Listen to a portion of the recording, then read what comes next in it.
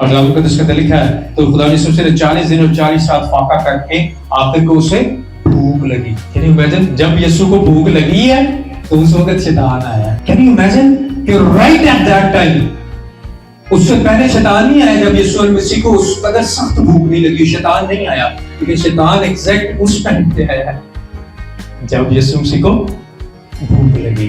میں آپ کو کہنا چاہتا ہوں ایگزیکٹ اس وقت میں اس ٹائم پہ شیطان آپ پر اٹیک کرتا ہے جب آپ یہ سمجھتے ہیں کہ میری نیڈ اب آئی ہے.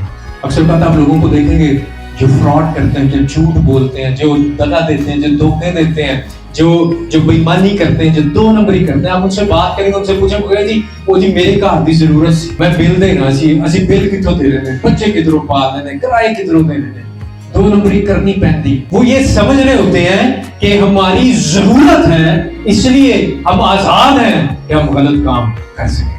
اور شیطان انتظار کرتا ہے کہ آپ کی ضرورت پیک پر ہو. شیطان انتظار میں ہوتا ہے کہ آپ کو وہ سرکمسٹانسز, وہ سچویشن, وہ حالات آپ کے گرد اپنے گھیرے کو تنگ کریں تاکہ آپ خدا کے راہ سے. بائبل مقدس میں یہ لکھا ہوا ہے کہ شیطان اس سے پہلے خدا یسوع مسیح کے پاس نہیں آیا, وہ اس وقت آیا ہے جب یسوع مسیح کو آخر کو بھوک لگی.